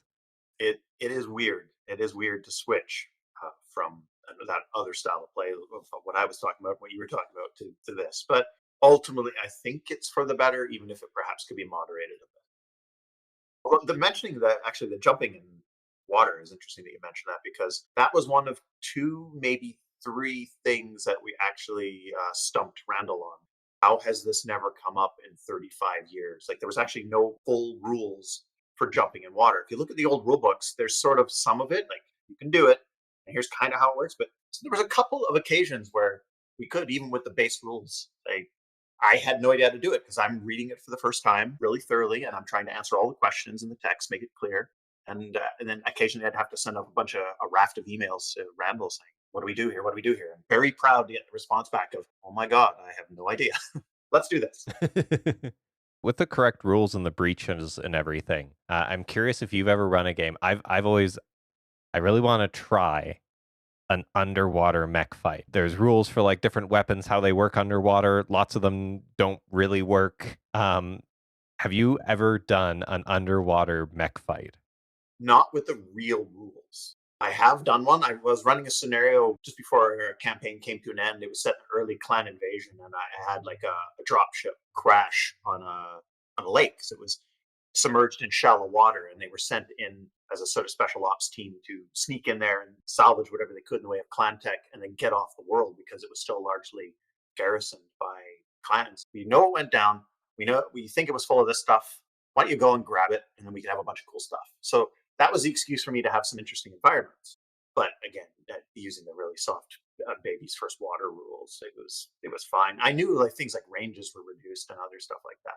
I don't know if I'd want to do that, especially the hull breaches. The hull breaches are horrible. Isn't it enough that you already kind of go as slow as molasses and have to check for falling a lot? I'm not really sure you need the breaches on top that totally immobilize whole limbs and whatnot. Yeah.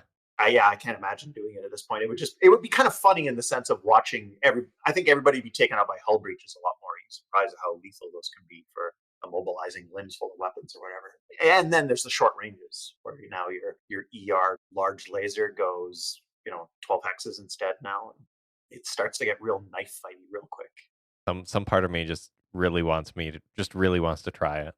It would be fun. I mean, I would absolutely do it. I think as a once or twice thing. And guys with a lot of melee mechs would have a reign of terror. That would be fun. A very slow match that ends very quickly. You get in range. Oh, medium laser, hull breach. The engine's shut down. Oopsie doopsie. And there is a Solaris map pack. I don't know when it was released, maybe the 90s or the 2000s. But it's a map that's completely underwater. So that would be fun to try that in. It's perfect. Yeah, Michael, next game, we'll do a noble escort completely underwater. So, clarify something for me. You still have to do a PSR, a piloting skill roll, if you enter a water hex of level 0, correct? Water 0 is fundamentally cosmetic. It has no effect on mech play. I'm not sure if it affects infantry. I think the rules team was hashing that out of, if it has no movement modifier and it has no other modifiers, does it technically count as clear terrain? That's the only thing I can think of that might have as a meaningful difference, that it might not technically count as clear terrain for the purpose of infantry. But it has no effect whatsoever on mechs. It's just there for show. It's basically a puddle. I don't know if that's actually impacted us, because there's level 0 water is rarer than not. I was making rolls walking into level 0. I used that during getting the noble to safety at the bottom of the lake. Well, that's why you won, you cheater. Oh, man. Yep, I cheated. I mean, I bungled. An intentional bungle by the sounds of it. If you look in the PSR table, there's entries for depth 1, depth 2, depth 3+, but there's nothing for 0. Cool. Well, that is a simple to explain bungle that just changes everything.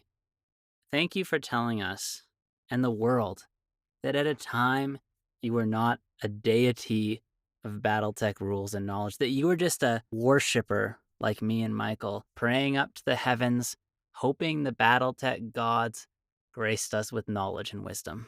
The quickest way was just to say, "Yeah, how important are the rules, anyways?" That was really my philosophy because I'm running a group, right? My job is to make sure these guys have fun. So it's not so much op for I'm playing against them. We're trying to have a real contest. It's more like a D&D thing. You're supposed to give them some monsters for a challenge, but you're not supposed to beat them. It really leads to sloppy gameplay, and it really leads to a real lack of a good competitive go for the throat sort of feeling. You don't learn how to play really well doing that. I was very big on let's just get it going. And if we couldn't figure it out, and that was pretty common trying to lead through Total Warfare, the few times that I bothered looking through the rules, you're like, screw it, we'll just say it like this and keep rolling. Complete opposite of how I am as a rules admin, where it's like, we got to get this right to the word. But I mean, it's two different demands. You're just playing a game at the table. I can totally understand let's not look it up. Can we all agree on this? Does this work for everyone? Let's just go. I think a challenge that sometimes, in games we'll make that call. And we'll say, yeah, okay, we'll go with the rule like this for now, and we'll check it later. And the problem is that sometimes when you play a rule, and you play by that rule 20 times in a game, and then you check it after, find out it's wrong, what are you going to remember better? The rule you applied 20 times incorrectly, or the rule that you read once correctly? You know what I mean? So I know we've had things reoccur with us, where we've had a problem that we've checked, and we've encountered in future games where we've been like, wait a minute, we knew this. We knew this was wrong. Why are we doing it? And we're like, because we're flawed humans. Bungletech reruns. Well, this has been an honor and a pleasure, good sir. Yeah, thanks so much for chatting with us. I had a lot of fun. Glad you invited me. Michael, show Keith your appreciation by giving him the sexy voice. I still don't know what you're talking about. This is just my voice. Him the this sexy is just how voice. I sound. No, you got to do an intentional sexy voice saying, thank you for coming on the Bungletech podcast. I'm not going to lie, man. People want it. And if people want it, Keith wants it because Keith wants what the people want. I have a stack of letters here. A stack of telegrams. A stack of telegrams coming in. The people demand sexy Michael voice. Ooh, that was good. Authoritative. Mid-Atlantic accent, right on. Sophisticated. Awesome. Thank you so much. Thank you for listening, everybody else, and we will catch you next time. Take care. All the best. We did it. We survived another one. Yay. Tertiary objective. Stories of the Inner Sphere segment. Initiating. Wolf City, Ark Royal, Lyran Commonwealth, 24th of September, 3146. In the pre-dawn blackness, a large man limped down nearly deserted streets. He took in a deep breath of the chilled autumn air, letting the sting it brought to his lungs awaken his sleep-addled mind and clear his grogginess. The chill, darkness, and quiet all combined to remind him of the mornings before training sessions decades ago. At the time, he would never have guessed he might someday look back with a sense of nostalgia for the constant drilling, sparring, and marches. Duty felt so much more tangible then. Looking down at his side, his eyes lingered on the child he'd been tasked with training into a warrior. She was nearly trotting to keep up with the pace his elemental frame, limited as it might be, was naturally inclined to. A mop of black hair bounced with every loping step she took. Her instincts must have told her she was being observed, because she looked up at him with hazel eyes. So much like my old friends. Is it really necessary for us to be out this early, Dara? She half pouted, too proud to whine. I do not think it is fair to make me be up before anyone else. Is that so? Dara raised an eyebrow at the girl, deepening the wrinkles that ran through the dark skin of his forehead. As I recall, you were the one who decided to use industrial solvents to clean the barracks floor. If I'm mistaken, Loela, you may correct the misunderstanding. He paused, and the girl looked away, taking her silence to mean she was unwilling to implicate any of her fellow students. Dara continued. To punish the entire creche because of your choices would be truly unfair. Quiaf? She nodded silently, and even though he could not see the child's face as they walked, Dara knew the tight-lipped scowl she most certainly displayed to the empty streets. He had seen it numerous times over the last several years, especially if she was caught between two opposing demands on her sense of ethics. The pair continued in silence for the next few blocks as they crossed the training compound, leaving the barracks on the east end of the complex. They passed the genetic repository on their way toward the offices, being renovated on the western edge of the training center. As I informed you last night, you will show me how you access the chemicals you used on the floor. And this evening, I will provide you with the supplies required to repair the damage you've done. Dara stated matter-of-factly. You will effect the repairs, and we will then put this matter behind us. You will be moving to your Sibco soon. Loella, it is important that you do so without blemishes on your codex. You've demonstrated top marks on your exams, and your peers look to your leadership. It would be a true disgrace to throw away such potential before it can be realized. He let the thought hang to prepare his trap. Especially for such a misdirected reason as to cover for a poorly performing Sibmate. Loella spun on Dara, hands balled into fists. Her eyes had gone hard, and the color was rising in her face. She opened her mouth to protest Dara's allegation, but immediately realized her reaction had betrayed her, and she'd fallen for his trick.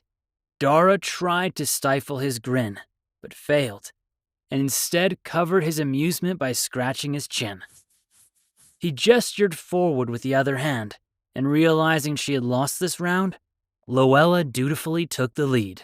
The aged elemental followed his young pupil to an alley between two utilitarian concrete block administration buildings, with the first levels using only tall, narrow windows.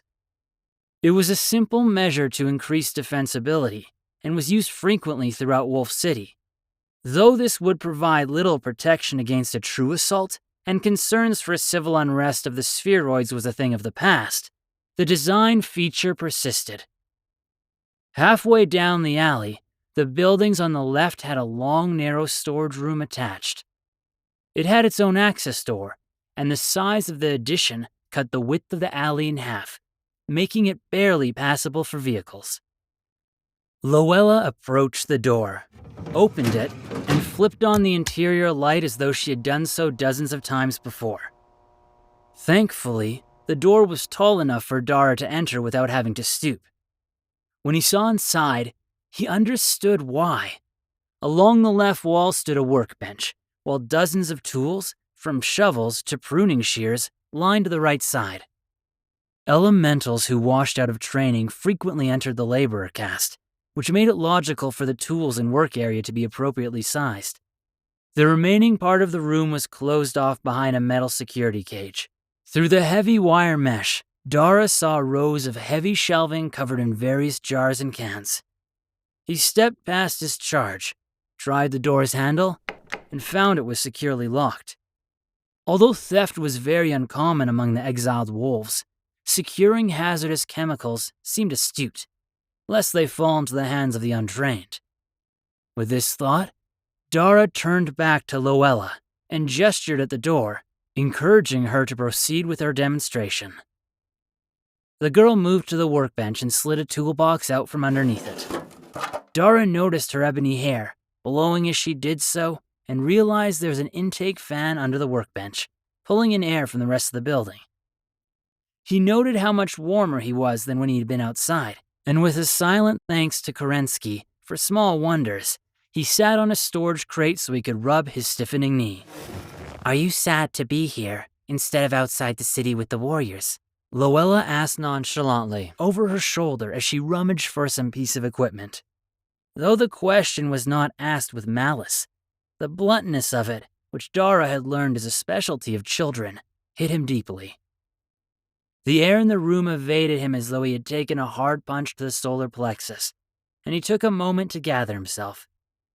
Loella, to her credit, acted as though she did not notice. Dara sighed The answer to that is complicated.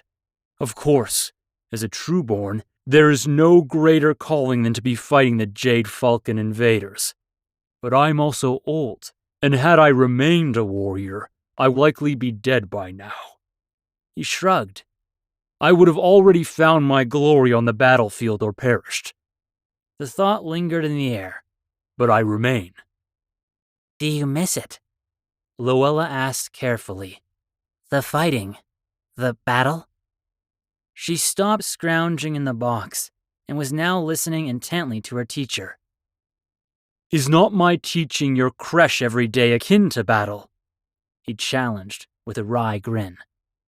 Luella ignored his attempt to avoid the question and sat watching him with unblinking eyes. My old friend's eyes. Dara had long ago grown accustomed to the fact that the children he taught would bear resemblance to the dead warriors who were worthy of having their genes gifted to the genetics program. There were characteristics about Luella, however, that made it feel as though he was speaking to another warrior, and it went beyond mere similitude. There was something unmistakable, and yet undefinable, in the self-assuredness she carried herself with, or in the icy fire that flashed in her eyes when provoked. This all made her seem to have received more than her gene father's heritable material, but also part of his essence. In the confines of the storeroom, with only one student to bear witness, he decided to share things he had not thought of in decades. He took a few moments to mull over his reflections, and Luella sat quietly, restraining her eagerness. Battle itself I do not miss, though I only took part in a few. He began. His words were heavy, as though he were giving a confession to the lore master. I always found it confusing and overstimulating. I was no commander or Rystar, only ever a member of a point. It was my duty to follow orders, not understand the greater strategies at play. Dara's eyes widened and unfocused as he gazed into the past. His forehead wrinkled again as he searched for the words to convey the concept to his ward. What I do yearn for is the sense I had then, that glory was close at hand. He nodded as things fell into place in his thoughts. Warriors spend every waking moment, sometimes for years on end, preparing themselves to grasp success and renown when the opportunity presents itself on the battlefield, knowing any moment might be the moment for greatness. It was exhilarating. Losing that feeling, I do mourn. As he finished, he looked to Luella, who chewed on her lip and seemed deep in thoughts of her own. So, you are displeased with your assignment because there is no honor in it? She inquired, trying to make sense of the apparent incongruencies in Dara's answers. Neg, not at all, he replied quickly. I gain a different form of honor by training the young, such as you. As a warrior, honor and victory can happen in a split second. For a trainer, it is... He slowly flexed his hands, as if to grab the words from thin air. A slow honor, where greatness is not achieved in a single moment, but is instead built over time, piece by piece.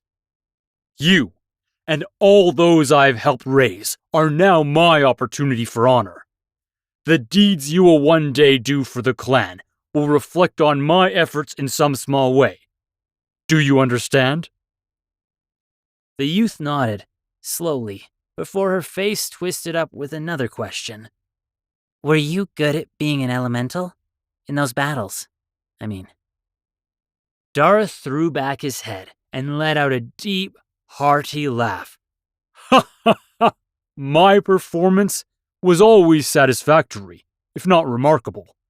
Why do you ask? You question the instruction you've received from this old man, Quineg? He leaned in conspiratorially, with a twinkle in his eye. Neg, not at all, Luella stammered.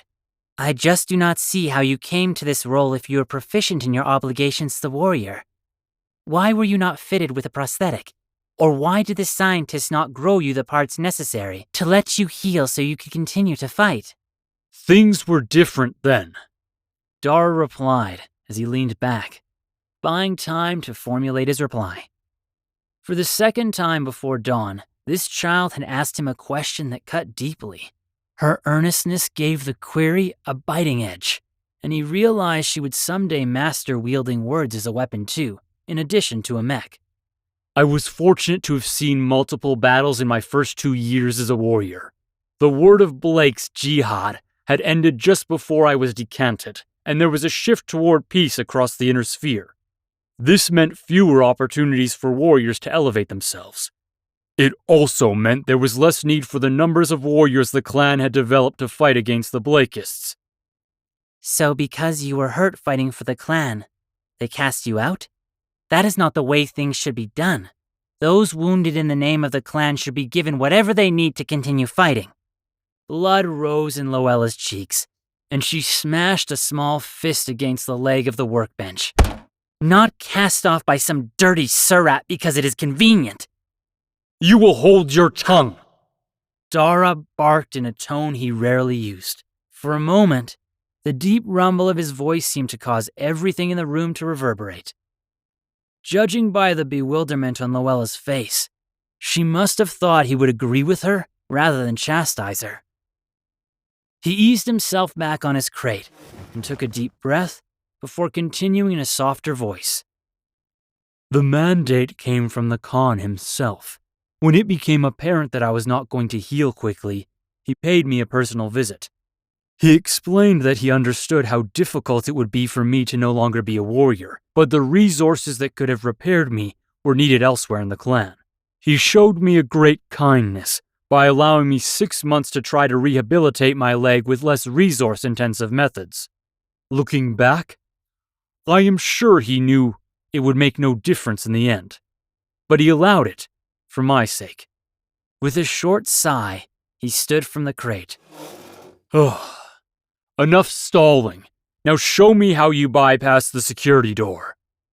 Loella grumbled under her breath, but did as she was told.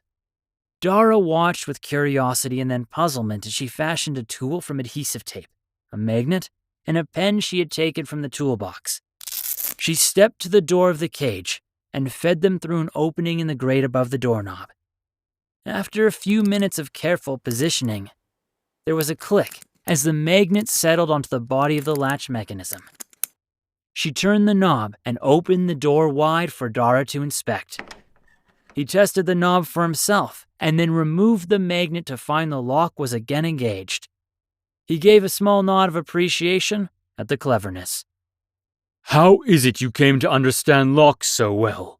He asked while inspecting the improvised tool, an elegant means of bypassing the lock. I thought of it after the lesson you gave on particle projectile cannons and magnetic fields. The thunderous sound of a massive explosion outside cut her off. The shock wave buffeted the storeroom and knocked dust loose from the ceiling.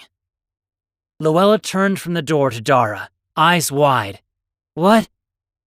Dara's gaze was locked on the storeroom door, and he held up a hand to silence her questioning. He had instinctively taken a fighting stance as best as he could in this small space and with his bad leg. Every bit of his focus directed to his hearing, and he could make out small arms fire and explosions going off in succession a few hundred meters away. Most of the detonations were preceded by a noise Dara knew as well as the sound of his own name.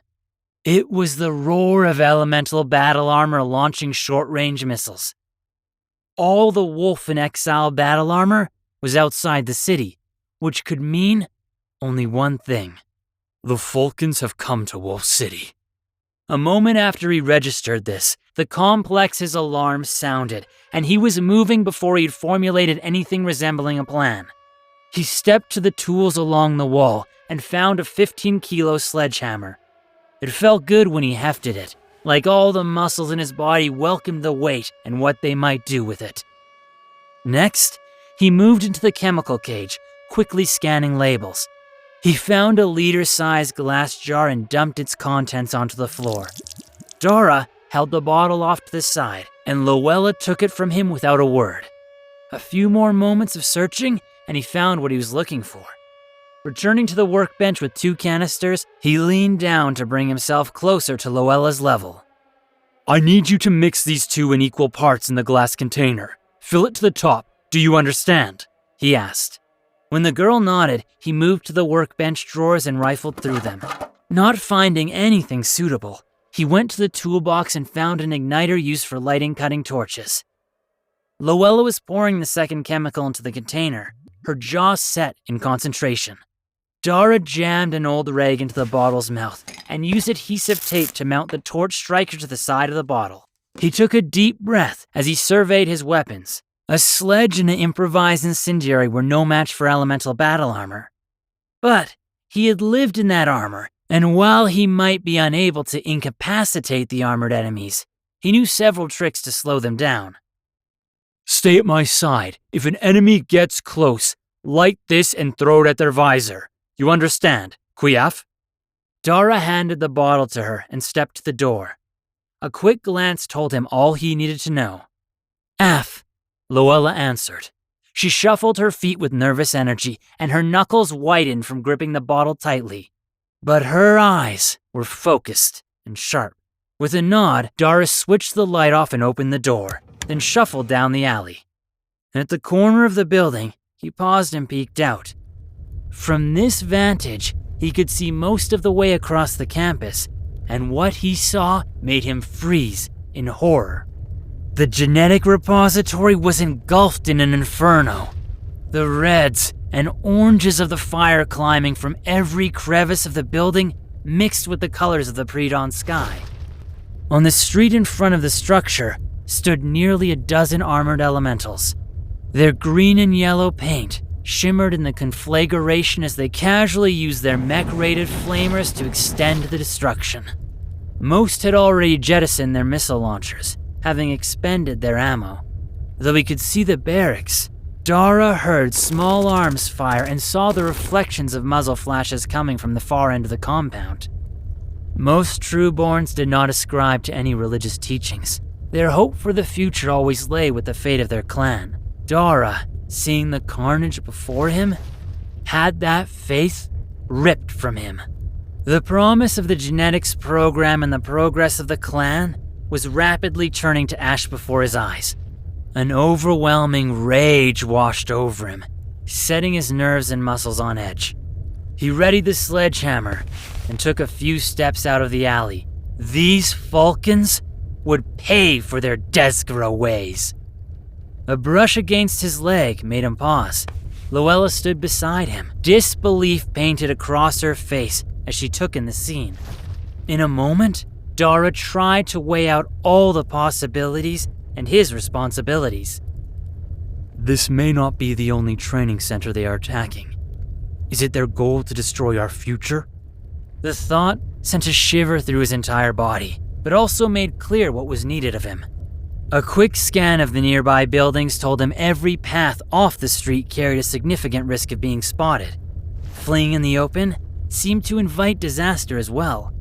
If the Falcons were intending to wipe out the Sibcos, it was likely they would have pickets set around the perimeter to cut down anyone attempting to leave the campus. Get back to the storage room, he said just loud enough to carry his voice to Luella over the klaxons, gunfire, and blaze. He pushed her behind his wide frame and eased backward to the concealment of the alley. Just as he rounded the corner, one of the Jade Falcons spun towards the alley, perhaps noticing their movement. Dara followed Luella into the depths of the alley. They quickly re-entered the room, and Dara closed the door behind him, shrouding them in darkness. He ripped the workbench from the wall and shoved it in front of the door. One swing of his hammer destroyed the ventilation fan, which he flung away. Behind the fan's shattered mounting, he found a heavy metal screen blocking the vent. 2 more strikes of the hammer bent the screen in and knocked it clear. Do you remember the tunnels we took to the mortar pool when we covered basic vehicle operations? Dara panted. The sudden surge of activity was already taxing his aged body. Luella nodded. Find a way to the basement. This building should have tunnels that connect. Go to the motor pool and find something with speed and armor. You will drive until you find friendly forces. Can you do this? What about you, Dara? Luella asked. I do not think you can fit through this hole. I will follow when I can. Dara lied. But I fear we are being pursued. Do not wait for me. All that matters now is for you to escape and for the blood in your veins to survive. Understood? The expression on Luella's face told him she did not comprehend, but was willing to do as she was told. He took the bottle from her and set it on the floor, then guided her to lie on her back in front of the opening. She stiffened her body, honed through relentless training, and with one swift push on the bottom of her feet, Dara slid her through. The sound of her retreating footsteps brought him a small sense of relief. After heaving himself back to his feet, he began hammering at the blocks surrounding the vent. Each swing smashed and crumbled the bricks until the opening was large enough that he could pass through. Dara huffed, and sweat poured off his bald pate and down his arms, which made his skin glisten in the faint glow coming from the emergency lights inside the building. But the metallic clang of battle armor footsteps outside interrupted him. Dara collected the incendiary and sledgehammer and quietly slipped to the side of the door. The footfalls stopped mere meters from the door, and Dara instinctively threw himself to the floor. Milliseconds later, anti-personnel gunfire ripped through the exterior wall.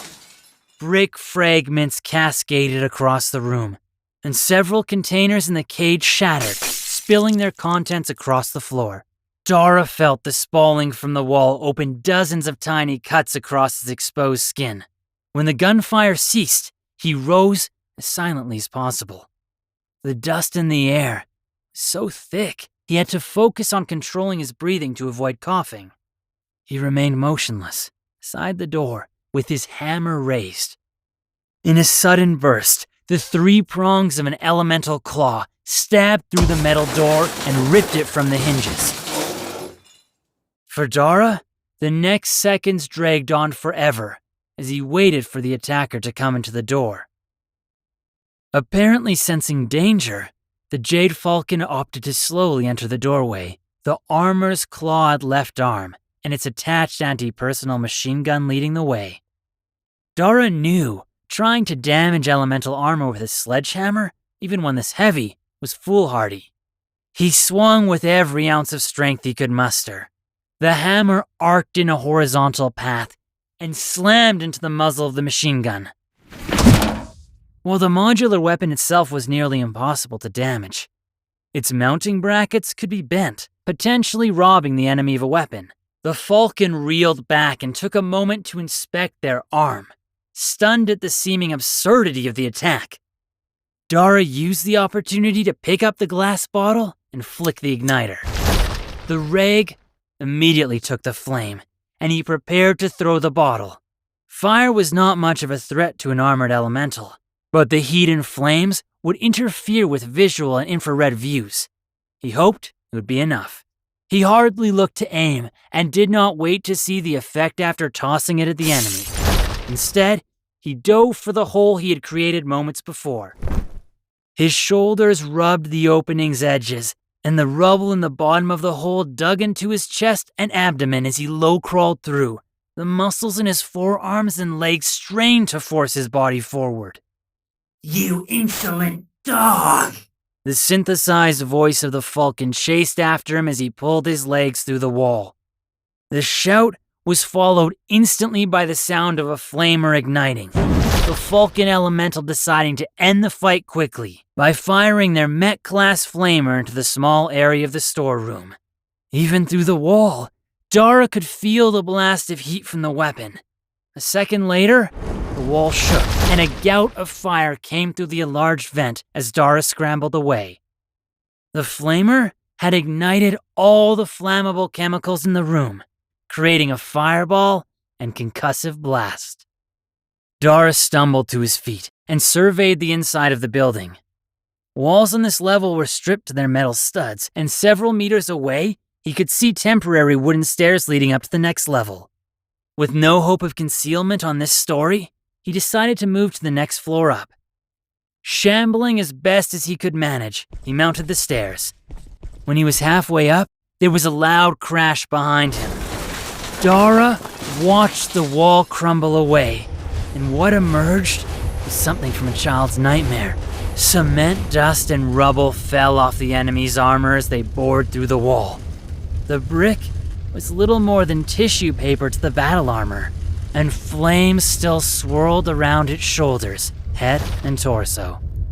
For a split second, Dara was convinced he beheld some ancient beast from one of the many hells the spheroid spoke of. This has been an excerpt from the short story Protector of the Blood, written by Charles Gideon. The rest of this awesome story can be found in Shrapnel, the BattleTech magazine, issue 7. And that brings us to an end of another deployment of Bungletech. Fingers crossed you still aren't burnt out on us. Like the content we produce, make sure to give us a follow on whatever podcast platform you peruse. Tell a friend, and or send us a message. You can find us on Twitter at BungletechTweet, via email at bungletech@outlook.com, or in our booth of the Welcoming Valhalla Club's Discord, linked in the description. Also, get stoked for our next episode when we dive into our experiences role-playing in the BattleTech universe, LARPing excluded. Also, we have been getting quite a few messages looking for more details on our game modes. As such, we've created an online resource you can access to get all the details of not only our game modes, but as well, other content the BattleTech podcast community decides to share as well. Find it also linked in the description. Until next time, MechWarriors, good fortunes on the battlefield. Selah. All podcast objectives complete. Podcast shutdown sequence initiated.